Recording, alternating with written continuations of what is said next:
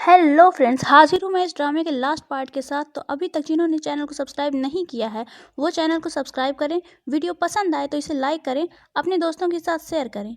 तो चलिए वीडियो को शुरू करते हैं।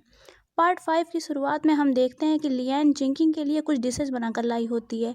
जिंकिंग उसे खा रहा होता है। दोनों एक दूसरे से बातें कर रहे होते हैं। तभी मंत्री वहां आकर जिंकिंग को कुछ बताता है, जिस पर जिंकिंग थोड़ा हैरान होता है, फिर गुस्से में आ जाता है।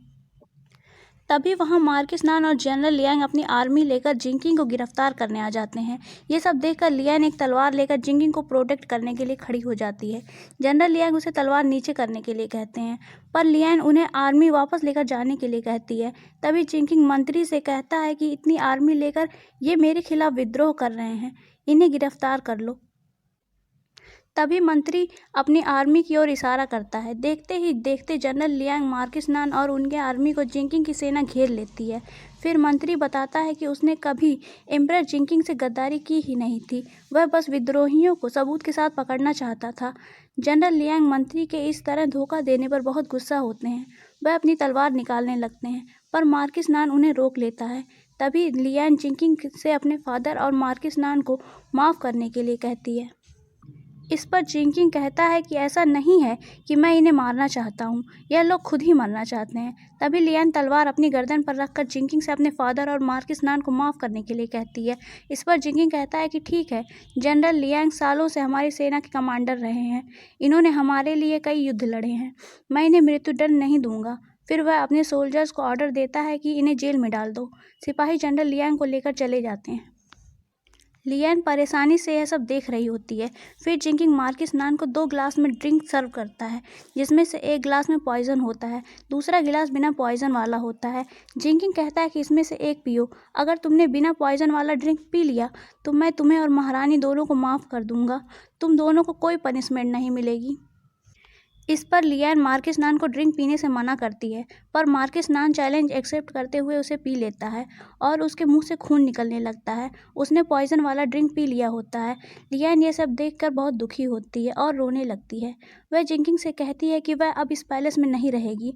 वह वहाँ से जाने ही लगती है कि तभी वहाँ हेवन सेरेमनी वाली डांस गर्ल असासिन अपीयर होती है और एक खंजर हवा में उछालती है, जो कि लियान को जा लगता है। जिंकिंग उसे बचाने के लिए उसके पास आता है, पर बहुत देर हो चुकी होती है। लियान जिंकिंग से पूछती है कि क्या वह अब उससे सच्चा प्यार करता है। इस पर जिंकिंग कहता है कि वह हमेशा उसकी पत्नी रहेगी। लियान के मरते ही स्टोरी फिर से फर्स्ट 9 से शुरू हो जाती है। जिंकिंग कमरे में आता है, लियान का घूंघट हटाता है। लियान इमोशनल होकर उसे गले लगा लेती है, पर जिंकिंग उसे दूर हटाकर वहाँ से चला जाता है। लियान रोती रह जाती है।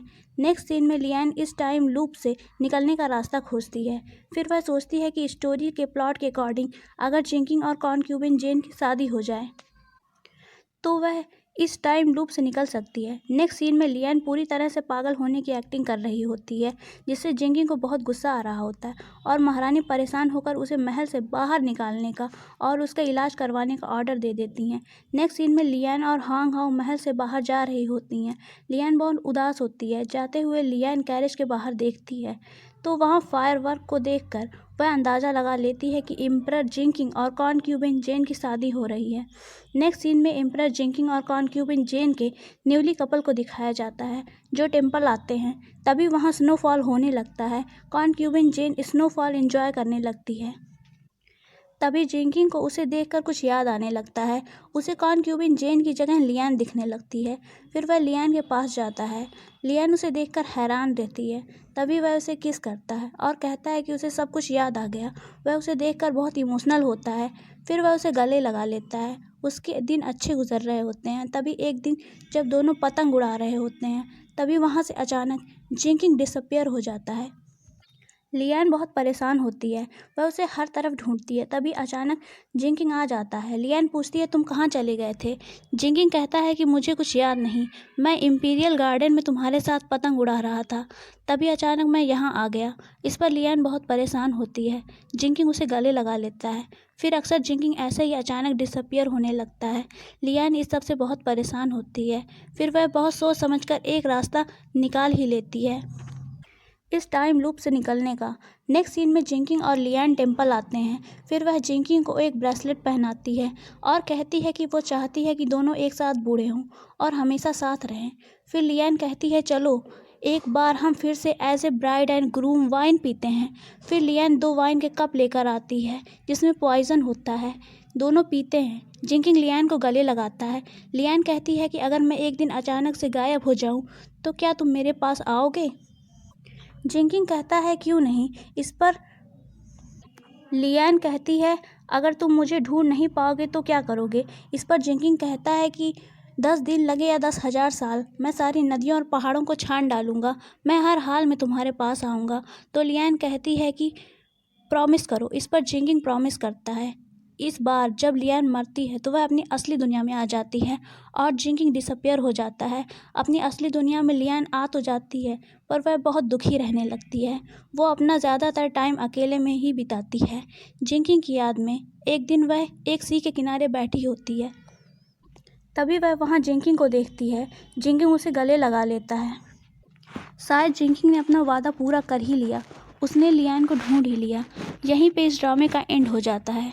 तो दोस्तों, अगर आप चाहते हैं कि इस ड्रामे के सीज़न 2 को भी मैं एक्सप्लेन करूं तो कमेंट में नेक्स्ट सीज़न लिखिए। और अगर वीडियो पसंद आई हो तो इसे लाइक करें, दोस्तों के साथ शेयर करें और चैनल को सब्सक्राइब करें। Thanks for watching.